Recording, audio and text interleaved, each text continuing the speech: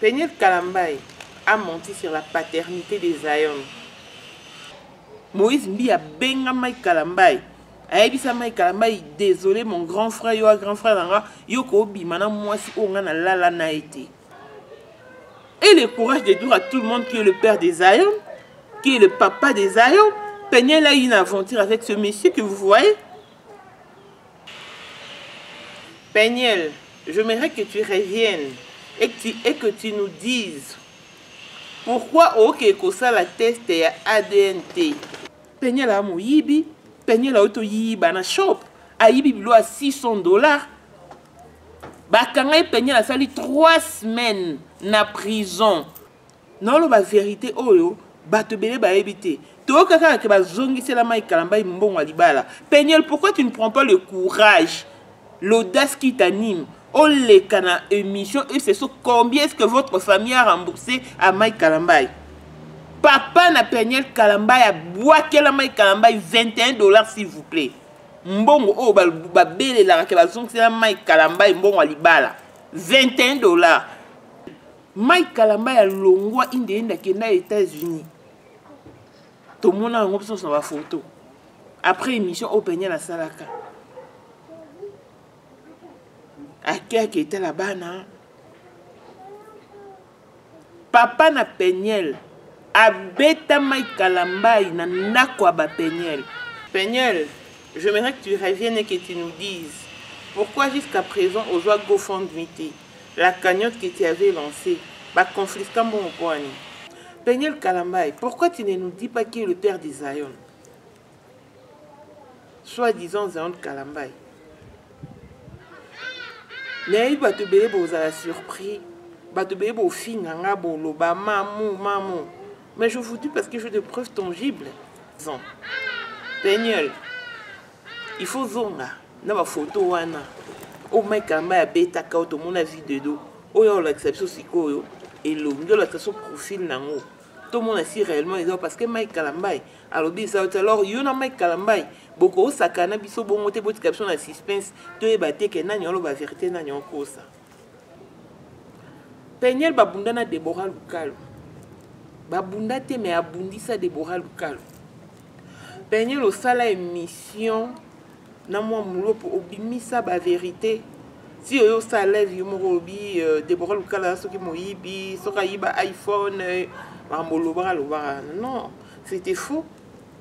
Peniel a bêta Mike Kalambaye, imaginez. Bon, on dit, bon, non, parce que c'est raison pour laquelle, bah, surnommé Peniel Obama, bah, musicien New sur la Shekina musique, bah, pesa Peniel Combo Obama. Oh, papa m'a bé papa à Peniel. Yo édika moi, nous bien te. Papa va Peniel, lui a joué à repasser mon cinéma. Maman n'a pas Peniel, a une cicatrice et faire nanzoto. Parce que papa na Peniel mutazo a repassé. Maman na Peniel ti le lata mino obuka na munoko. Papa Peniel a beta obuka emino. Oh, tout a kosa biso nanu ke o Zion Mike Kalambaye baba pese kombo Fachi, kombo Kisekedi. O alo kuta Peniel. Kombo ya mwana ya o Mike Kalambaye a proposé ba pesa Zion. Eza kombo ya grand frère ya ba Mike Kalambaye o akufa na 2017. Sabone, Mireille, Kalala, Elise Madiame, Azekomera, Kota vraiment sabone, Kota, Sabone, Mireille, Kalala, Elise Madiame, Azekomera, Kota vraiment sabone, Kota, Sabone, Mireille, Kalala, Elise Madiame, Azekomera, Kota vraiment sabone, Kota, Sabone, Mireille. Lichomba bolingo me tola moto nzoto no. You are the one my life happy. You are the one my tigugu. Oh, love you. Bonjour et bienvenue sur Maman International TV Show. Fidèles habitués des mamans, nous sommes en Afrique du Sud et à chaque fois qu'il y a une information, nous ne manquons jamais pour vous en faire part. Et comme toujours, Jean-Pierre Kibé, c'est des Panama, Marie-Jeanne Kibé, c'est à Paris. d'après qui la femme du chef na London, Christelle Chali Katukolo Yale Mwanza, vacation qu'à la maître salopard. Papa Netan, na Kenji Noya Mireille Chitea. Voilà, Blessing Mwanda, fille à papa, je te fais de gros bisous. Nous sommes en Afrique du Sud et actualités ça. Ici, là, je parle de Péniel. Ex-Péniel Kalambaye, redevenu Péniel Samba. Péniel Kalambaye a menti sur la paternité des Zion. Je sais de quoi je parle. Elle a menti sur la paternité des Zion. Péniel, j'aimerais que tu reviennes et que tu nous dises pourquoi jusqu'à présent, aux joies GoFundMe, la cagnotte que tu avais lancée, va confisquer mon point. Péniel, j'aimerais que tu reviennes et que tu nous dises pourquoi ok que ça la test est ADNT pour que ne confungolise qu'est-ce il y a child support.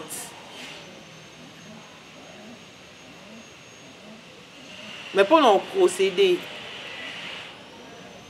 na child support et comme en exercice bah ça la ADN. Pourquoi Kendate alors que Mike Kalamba est Kendaka? Péniel, sois courageuse. Ozwara vraiment ba courage na nyonso.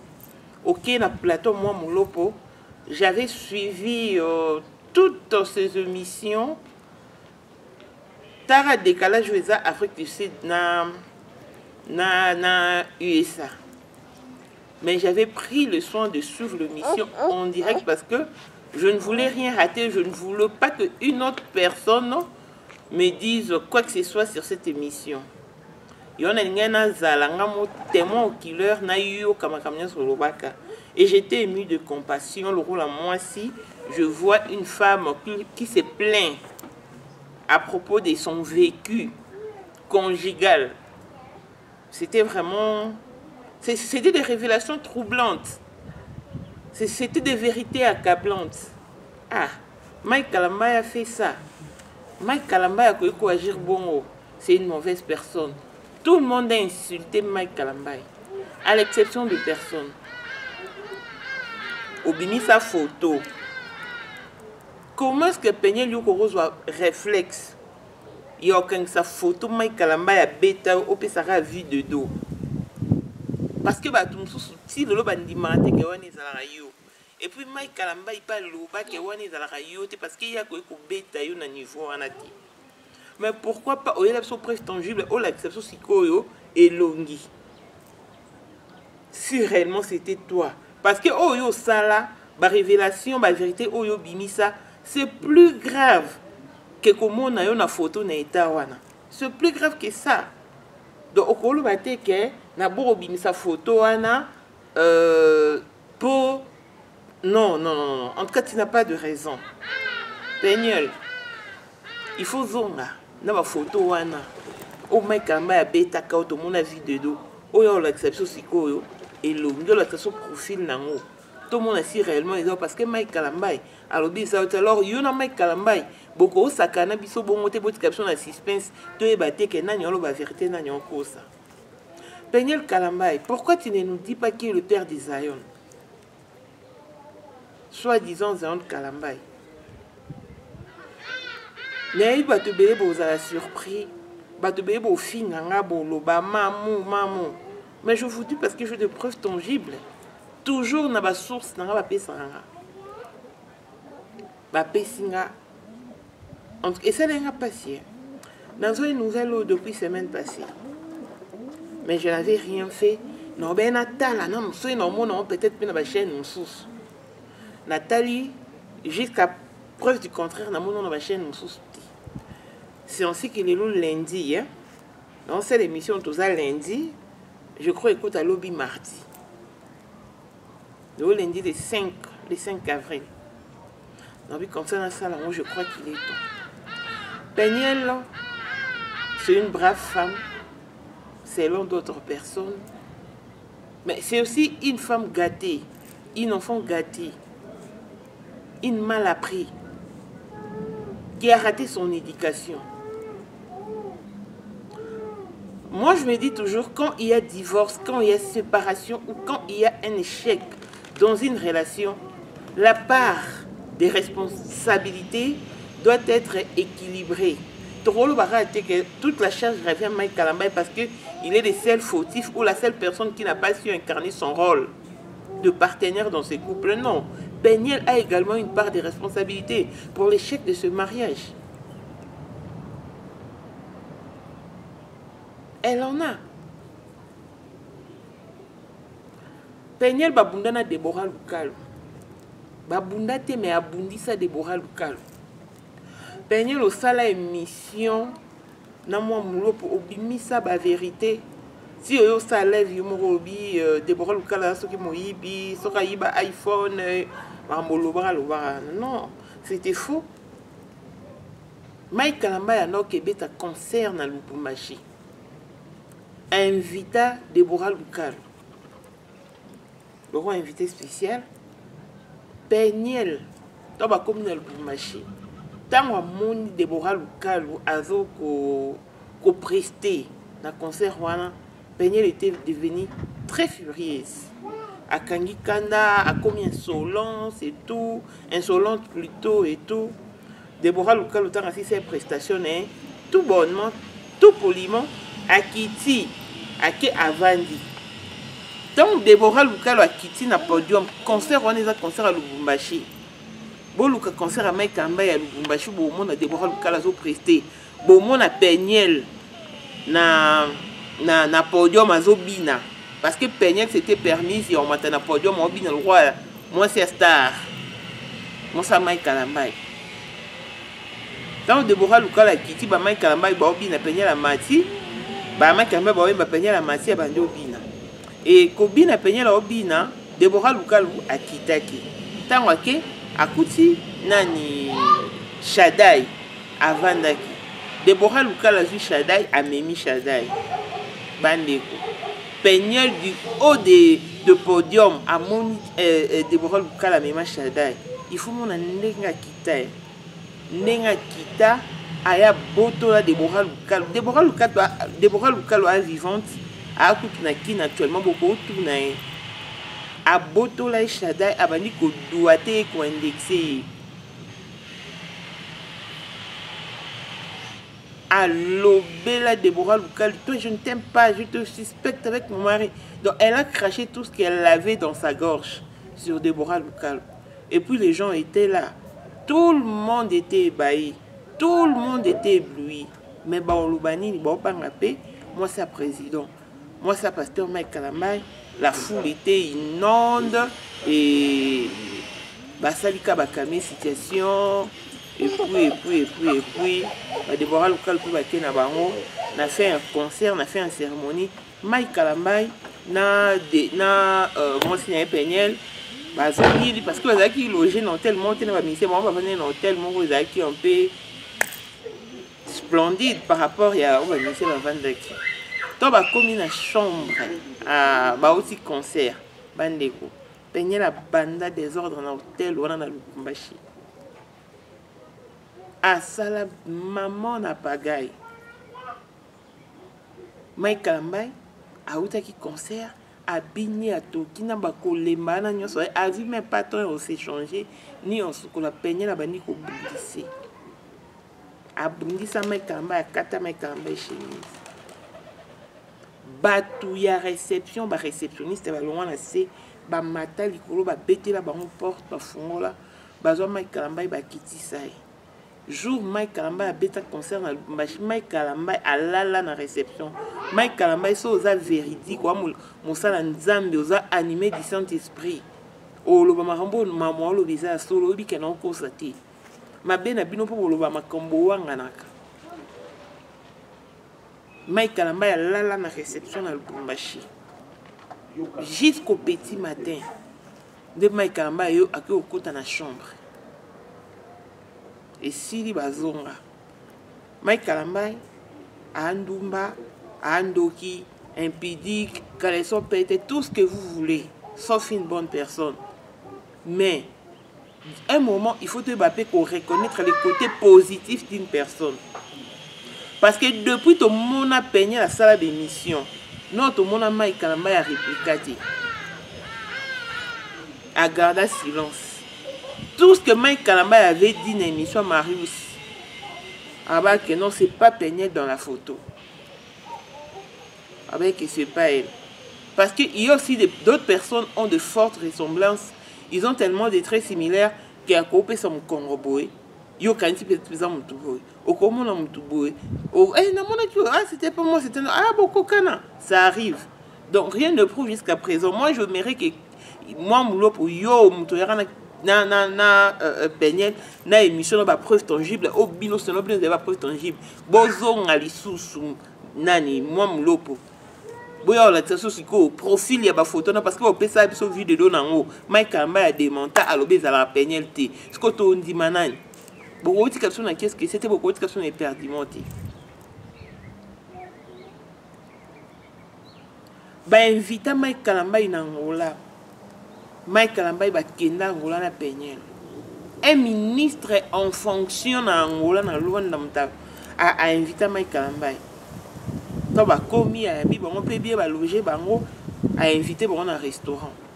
On a un restaurant, on a commandé, on a dit bon, biloko. Mike Kalamba, Peñel, ministre, la famille, on a fait ça bon, biloko. Peñel, I don't like it. Et l'oko, on va proposer, I don't like it. Mike, I don't like it. Oh. Mais Kalamba, mais pourquoi tu mets tout le monde mal à l'aise? Nous sommes invités par une autorité. Pourquoi tu me fous la honte partout?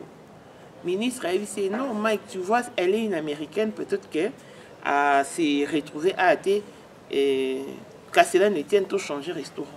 Bah, changer restaurant, mais moi, bon, on a un restaurant, moi, bah, chinois. Bah, comme on a même scène. Bah, Pessi Peñel, look, I don't like it. I don't like it. Ayo zo maya mais les Pessi Mike Kalamba, mais finalement Peñel pour qui te prends-tu? Peñel a eu l'audace, les kilos de juffle Mike Kalamba. Peñel a bête à Mike Kalamba, imaginez. Bon, on dit maté bon mon on peut se couta. Mais Peñel, je veux que tu rentres sur tes lives et que tu démontes mes propos.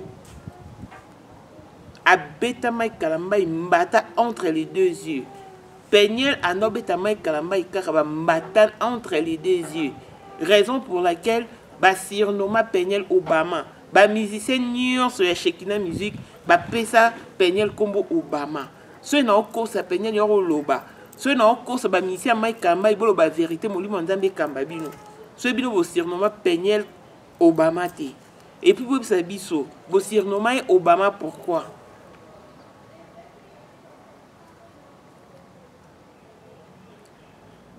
Papa a Peñel, na maman a Peñel, imaginez que papa a Peñel, imaginez-vous un peu que Babunda et papa Mike Kalamba. Papa a Peñel, soi-disant pasteur, à l'école émission moi moulopo. Et c'est qui coaching, tout le monde en mode. Mais si vous te demandez à mon endé les caca. Mon a qui n'a mis la grande dame. Il est venu mon concours les pères. Tu es coaching ou un des alarates. Tout ça semblant. Les cas, la plateau d'anga, Osaka n'est pas l'équipe pour autre chose, mais tu as griffé puis maramona tu as lobé là. Oh, but c'est émission de les arènes de beau salir Mike Kalamba. Mais ouais, beau salir tu bolo comme il y a l'église et tout après beau. T'es but c'est émission de les arènes de wana. Oh papa ma bé papa a Peñel. Yo édika moi nous bien té. Papa va Peñel, lui a joué repasser mon cinéma. Maman n'a pas Peñel. A une cicatrice à faire dans l'auto. Parce que papa n'a Peñel, mais t'as joué repasser. Maman n'a Peñel, tu l'as mis dans le bouca dans mon oko. Papa Peñel a bêta à bouca et mino.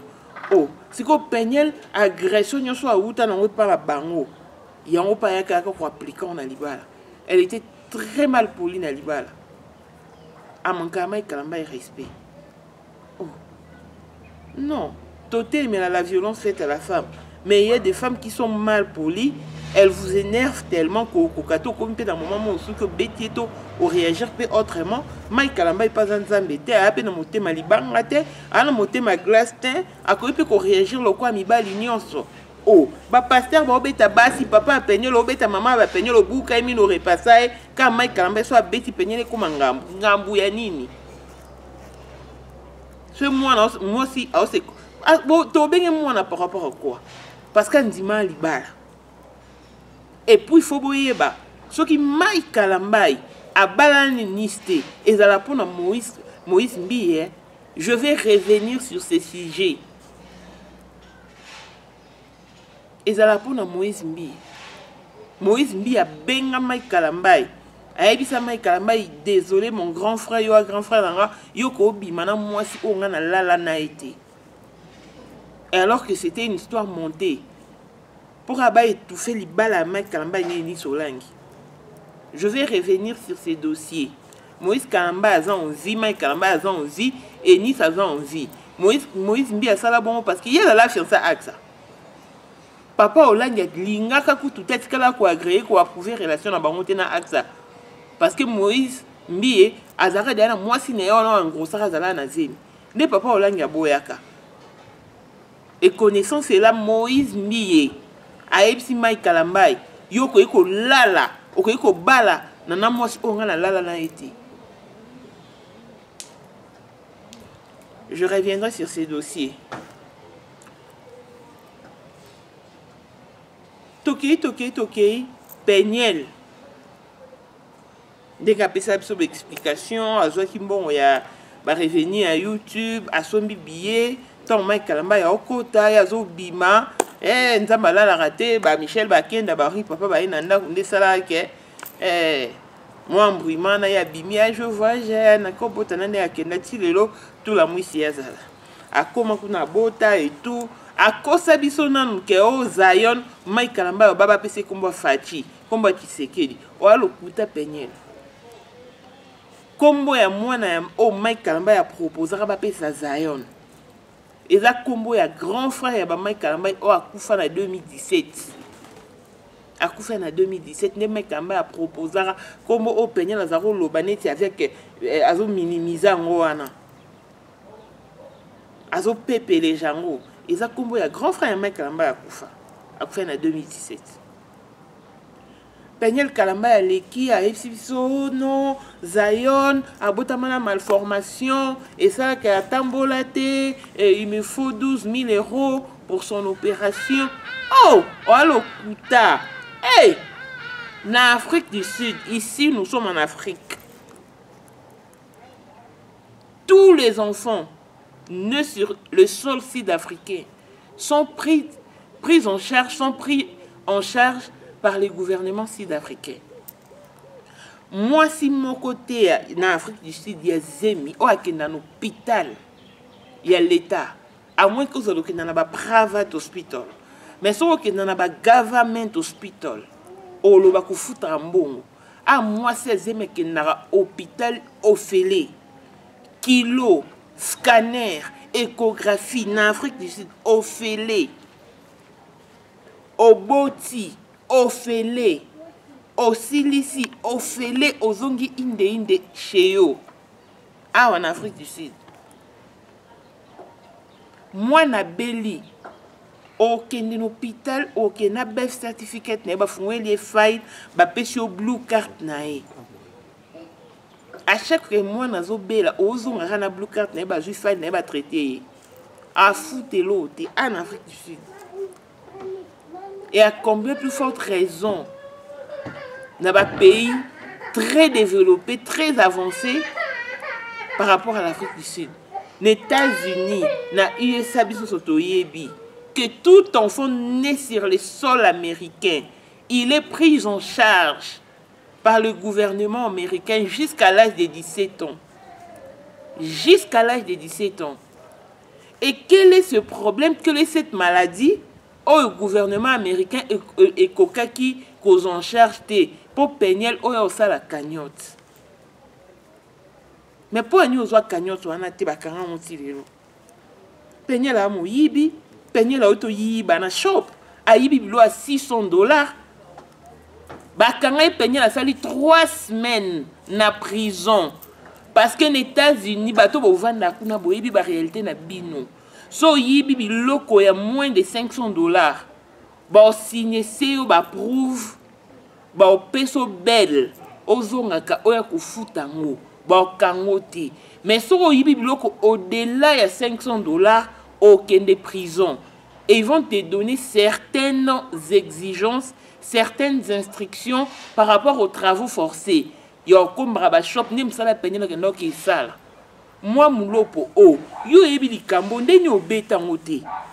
Hein parce que yo mtoye la biso peñel na internet na ba veri.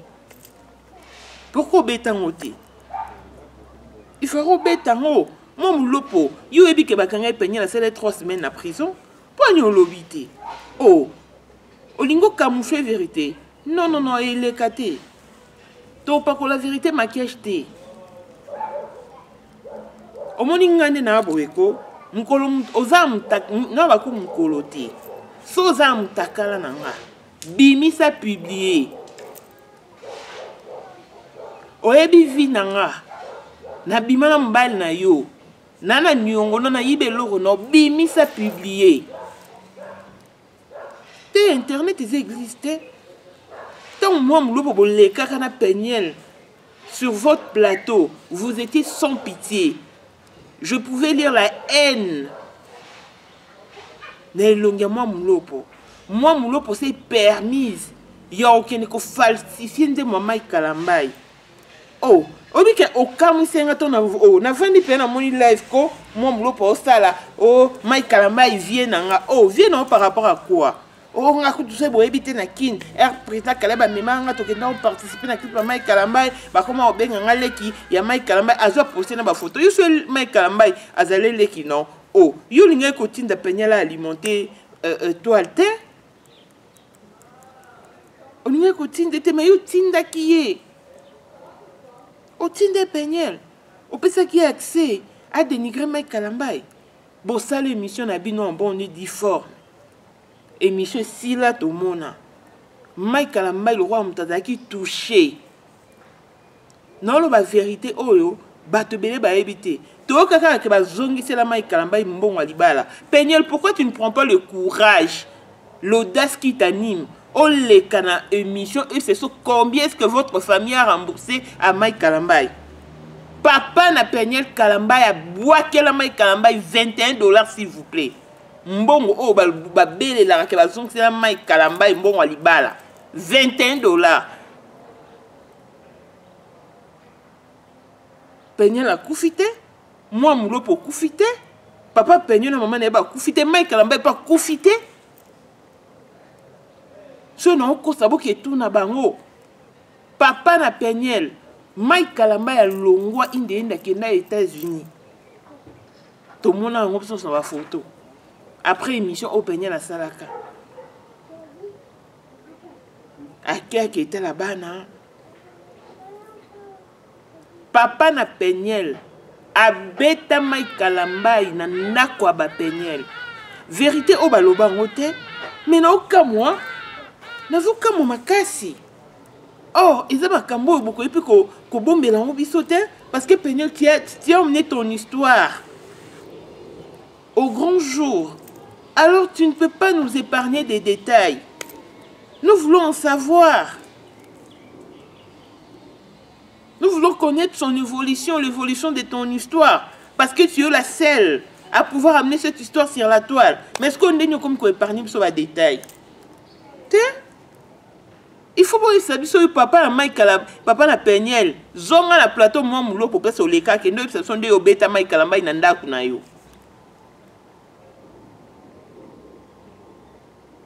Akola Mike Kalambay, akanga Mike Kalambay mutu na mir, papa na peñel. Abete ma kofi, abete ba mbata ba coup de pied, papa na peñel.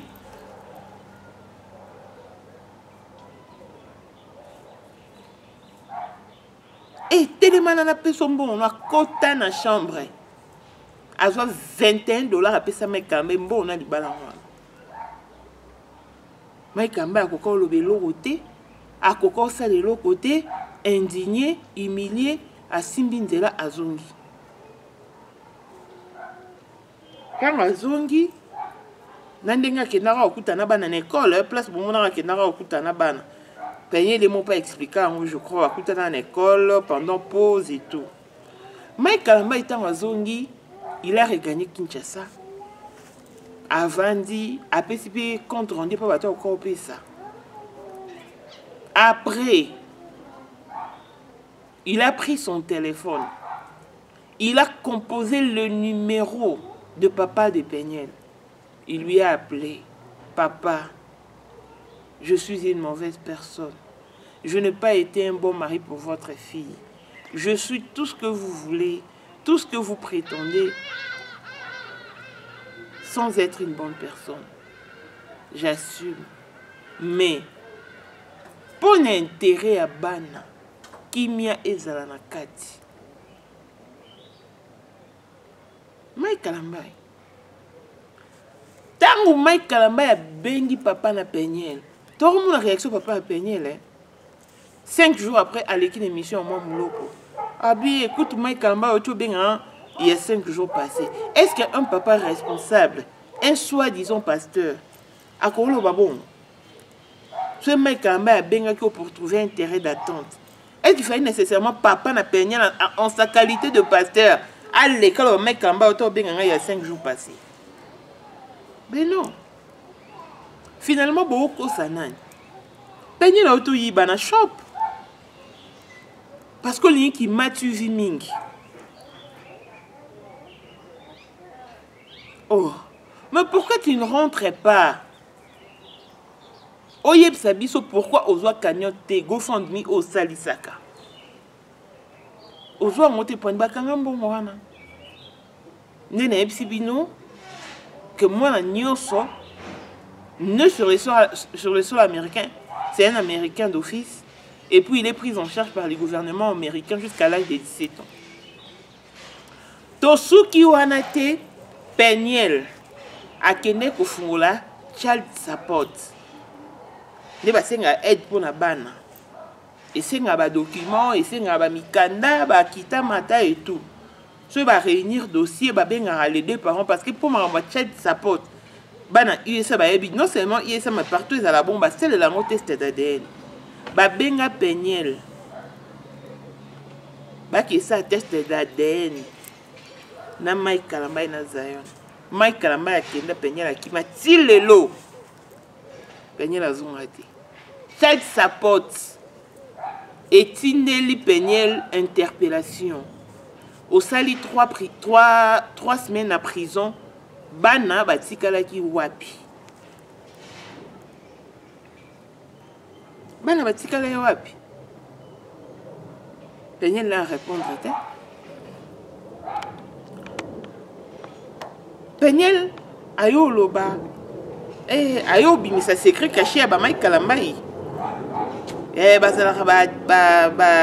Anémique, hein?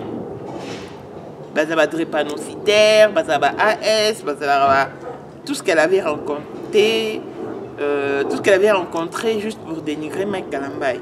Or, en voulant rabaisser Mike Kalambai, au PSAE éponge, au PSAE souffle, parce que peut-être éviter Mike Kalambai comme ambassadeur, à comment on lobby la drépanocytaire. Mike Kalambai a drépanocytaire.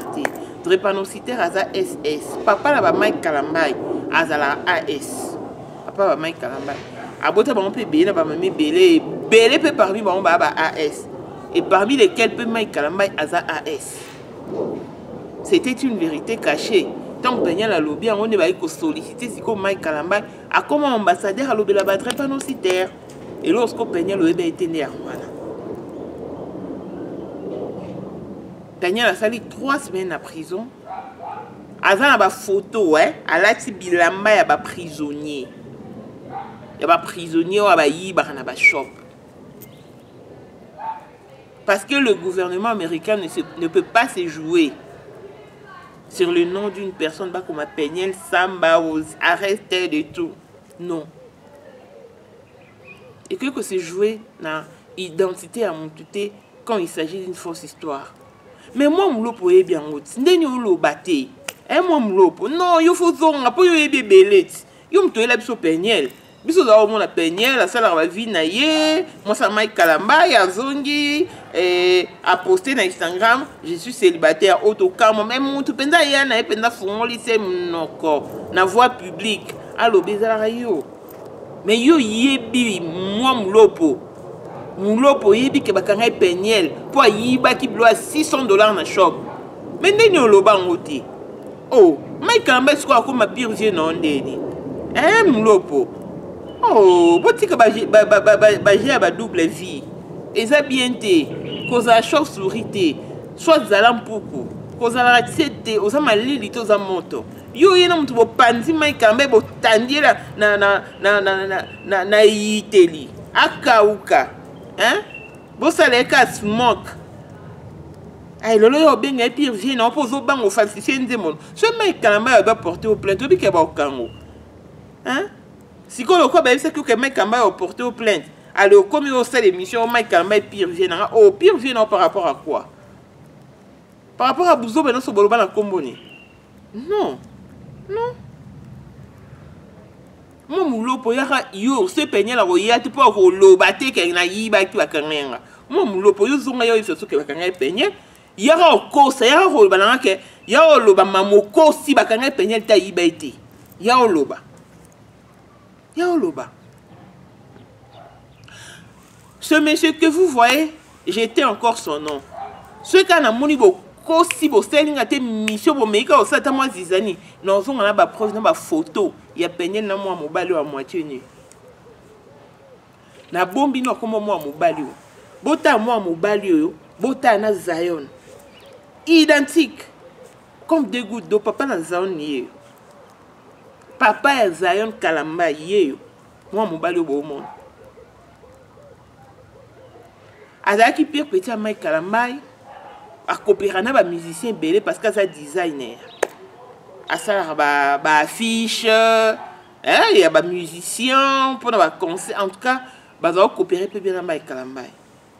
Moi mobali au bon monde comme ni Didi na bombi na kombo na mususu. Ce na moni pesi mbinga mbinga na zonga na ma nyonso na nango.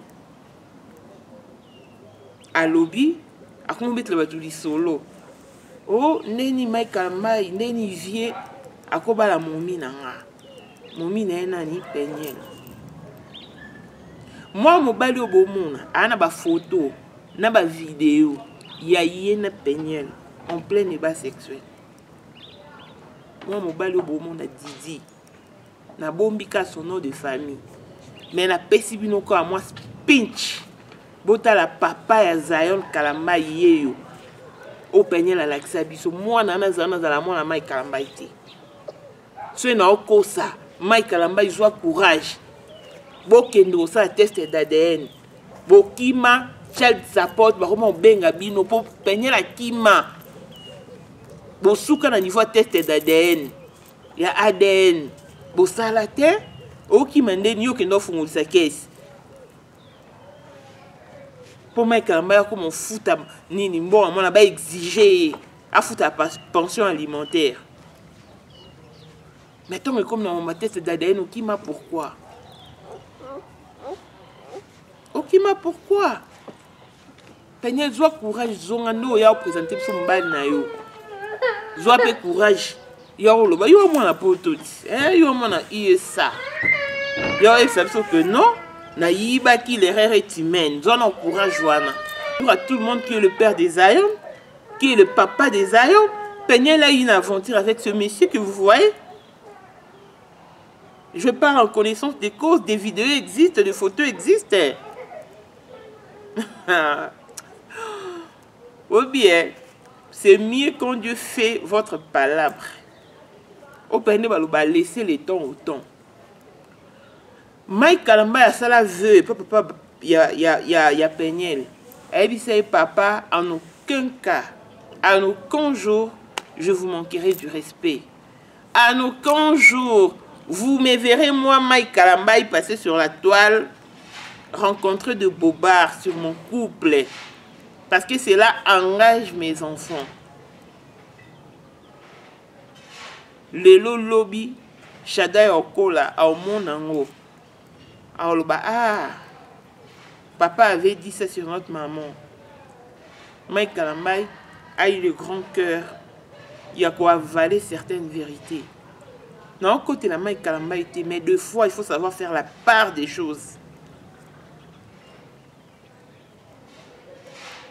Dans le bango, toujours, Mike Kalambay a un sentiment, elle a une beauté. C'est pas la beauté qui fait une femme. Okoba est la plus belle femme du monde.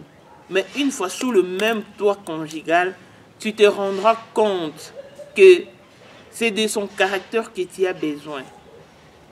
On a besoin de taille, on a besoin, il y a parure extérieure. Connaissant toutes ces choses, voilà pourquoi Bible et Sabiso, ne vous fiez pas à l'apparence. Mais mec, ils sont foutus éperdument. Hollandais beauté, Hollandais qui naturalisation américaine et tout. Donc voilà où nous en sommes. Tu as été humilié comme pas possible. Tu as été amoindri, sali, allégé, comme un moins que rien. Parce que tu l'as voulu. Qui cherche, trouve et qui trouve, supporte. Bino maintenant, il faut faire très attention. Moi, je dis, et je n'habite à toujours c'était. Quand il s'agit d'une célébrité, quand vous êtes élevé en dignité, faites très attention.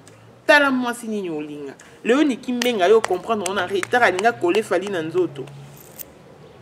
Alinga kole fali na nzoto. Te me si mate. Pardon. Si la non. Olinga moi si mususu so za mayele. Neti panya la pe mayele a maline. Asangisa intelligence na malinité. La mauvaise intelligence. Alors ça de la cola mais calme dans d'autres. D'abord kabola succès. On est tikal nango bon. Mais Pegnel, joie courage, yo yeb sabiso pourquoi